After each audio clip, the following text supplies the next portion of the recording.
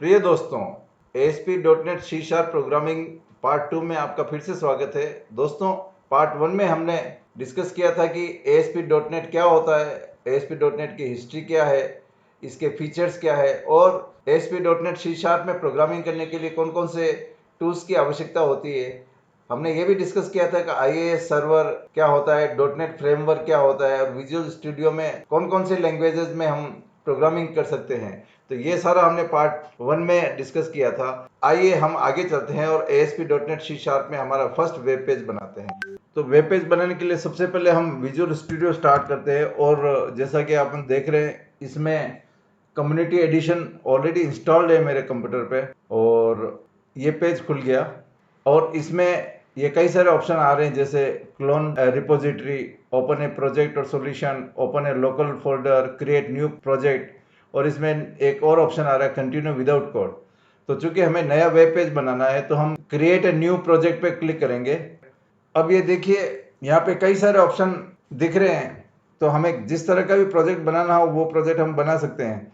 तो चूंकि हमें ASP.NEट में एक वेब पेज बनाना है तो यहाँ पे सबसे पहले मैं सर्च ऑप्शन में वेब लिखूंगा तो वेब से रिलेटेड जितने भी ऑप्शन है वो आ जाएंगे और हम देखते हैं कि इसमें ASP.NEट वेब एप्लीकेशन .NEट फ्रेमवर्क, यदि ये ऑप्शन आ रहा है तो उसको हम क्लिक कर देंगे और यदि ये ऑप्शन नहीं आता है तो इसको स्क्रॉल बार को लास्ट में ले जाके और हम install more tools and features को क्लिक करेंगे। देखिए, ये इसमें जितने भी विजुअल स्टूडियो में ऑप्शन है वो सारे डिस्प्ले हो जाएंगे।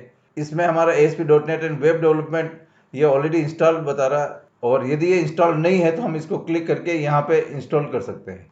तो चूंकि हमारा ऑलरेडी इंस्टॉल्ड है तो इसको हम वापस पिछले वाले पेज पे जाते हैं और जैसा कि मैंने कहा था, ASP.NEट वेब एप्लीकेशन .NEट फ्रेमवर्क, इसको सेलेक्ट करके हम नेक्स्ट वाले बटन को क्लिक कर देते हैं। तो ये हमें प्रोजेक्ट का नाम, उसकी लोकेशन और फ्रेमवर्क आदि सभी पूछेगा। तो यहाँ पे मैं मान लीजिए एक नाम लिख देता हूँ, माई फर्स्ट वेब पेज, और लोकेशन इसको मैं यही रखता हूँ। यहाँ पे सॉल्यूशन का नाम बाय डिफॉल्ट वही रहता है जो कि हमारे प्रोजेक्ट का नाम है और जो भी लेटेस्ट .NEट फ्रेमवर्क है, मान लीजिए यहाँ पे 4.8 दे रखा है तो उसी को रखते हैं और फिर क्रिएट में जाते हैं। अब क्रिएट में फिर ये कुछ ऑप्शन पूछ रहे हैं, जैसे empty, web form, MVC, web API, single page application. तो इसमें हम चूंकि फर्स्ट पेज बनाना सीख रहे हैं तो हम इसको एम्प्टी टेम्पलेट ही रखते हैं और यहाँ पे ऑथेंटिकेशन नन ही रहेगा और add folders and core reference में ये 3 ऑप्शन आ रहे हैं, वेब फॉर्म, MVC और वेब API। तो चूंकि हम वेब फॉर्म बना रहे हैं तो यहाँ पे हम वेब फॉर्म को क्लिक कर देते हैं और बाकी सारे ऑप्शन एज इट इज रख के उसको क्रिएट पर क्लिक करते हैं।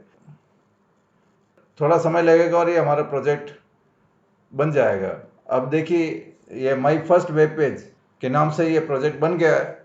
इसमें लेफ्ट साइड में ये सारे टूल बॉक्स के टूल्स आ जाएंगे, इधर राइट साइड में सॉल्यूशन एक्सप्लोरर दिख रहा है और नीचे प्रॉपर्टीज दिख रही है। तो ये सभी कहाँ का काम आते हैं, ये जैसे जैसे हम आगे बढ़ेंगे तो डिस्कस करते जाएंगे।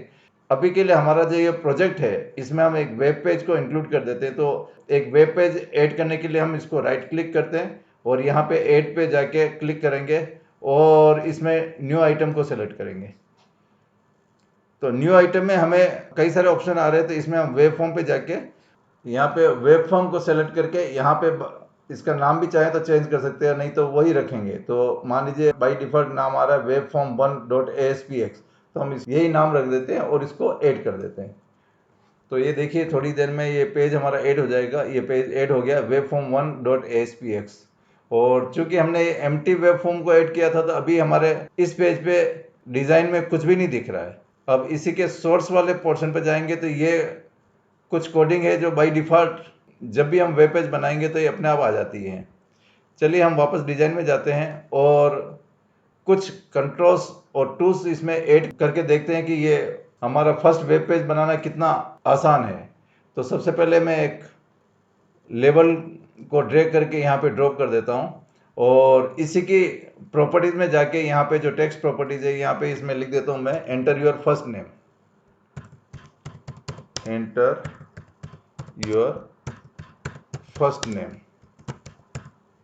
तो जो मैंने यहाँ पे टेक्स्ट में लिखा वो देखिए अपने आप यहाँ पे डिस्प्ले हो रहा है। अब मैं एक टेक्स्ट बॉक्स लेता हूं और उसको एंटर योर फर्स्ट नेम जो लेबल है उसी के आगे ड्रैग करके ड्रॉप कर देता हूं। तो ये देखिए टेक्स्ट बॉक्स लेके और यहाँ पे मैंने ड्रॉप कर दिया। अब हम लास्ट नेम के लिए भी एक और लेबल ले लेते हैं और इसको भी ड्रैग करके यहाँ पे ड्रॉप किया और इसको लिख देता हूँ मैं प्रॉपर्टीज में जाके एंटर योर लास्ट नेम। ये देखिए एंटर योर लास्ट नेम। तो यहाँ पे ये लेबल में enter your last name display हो रहा है और एक और टेक्स्ट बॉक्स लेके इसको इस लेबल के सामने ड्रॉप कर देते हैं। अब चलिए एक बटन भी ले लेते हैं। तो ये बटन ड्रैग करके यहाँ पे मैंने ड्रॉप कर दिया। इसको हम नीचे रख देते हैं और एक और लेबल ले लेते हैं जिसमें कि आपका रिजल्ट डिस्प्ले होगा। तो ये लेबल हो गया और इसका जो टेक्स्ट है उसको मैं एक बार ब्लैंक कर देता हूँ। तो इस तरह से देखिए 3 लेबल, 2 टेक्स्ट बॉक्स और एक बटन हमारे डिजाइन पोर्शन में दिख रहे हैं।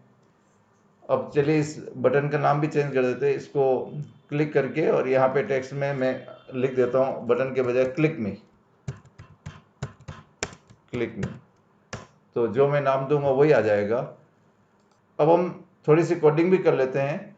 तो ये क्लिक मी बटन पे मैं डबल क्लिक करूंगा तो ये कोड खुल जाएगा और इसमें मैं लिख देता हूं label 3 dot text is equal to हमारा जो फर्स्ट नेम और लास्ट नेम था, इसमें उन दोनों के साथ में एक मैसेज भी प्रिंट करा देते। तो यहाँ लिख देते मैसेज योर नेम इज। तो ये message as it is print हो जाएगा और उसके बाद में मैं प्लस लिख रहा हूँ और फिर टेक्स्ट बॉक्स 1 डॉट टेक्स्ट। तो ये आपका फर्स्ट नेम आ जाएगा। इसके बाद में यदि थोड़ी सी स्पेस देनी है तो मैं स्पेस दे देता हूँ और उसके बाद में टेक्स्ट बॉक्स 2 डॉट txt। और आप ये देखिए कि यहाँ पे ये कुछ रेड मार्क आ रहा है क्योंकि हम C# में प्रोग्रामिंग कर रहे हैं। कोई भी स्टेटमेंट सेमीकोलन से टर्मिनेट होता है। तो यहाँ पे सेमीकोलन मांग रहा है तो मैं सेमीकोलन लिख देता हूँ। तो ये एरर हट गई। अब हम चलिए इस प्रोग्राम को रन करते हैं। तो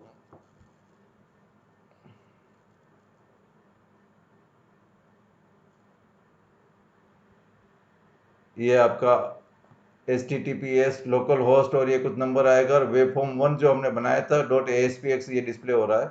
और अब देखते हैं कि क्या आउटपुट आता है हमारे फर्स्ट वेब पेज का। तो ये जैसे हमने लिखा था एंटर योर फर्स्ट नेम, जो लेबल में हमने लिखा था वो, और यहाँ पे फर्स्ट नेम मान लीजिए सपोज हरीश लिखता हूँ मैं,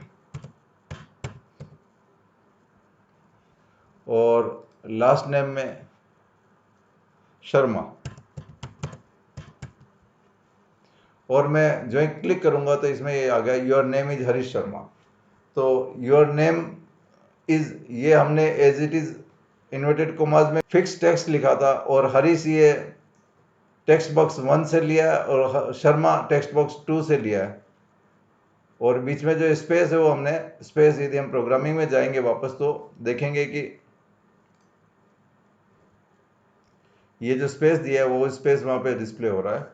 तो हमने अपना ये फर्स्ट वेब पेज बना दिया। तो दोस्तों इस तरह से हमने देखा कि ASP.NET C# में कोई भी वेब पेज बनाना कितना आसान है। और हम अगले वीडियोस में कुछ और कंट्रोल्स ऐड करके देखेंगे कि ये कितना आसान है। बहुत बहुत धन्यवाद। Thank you very much.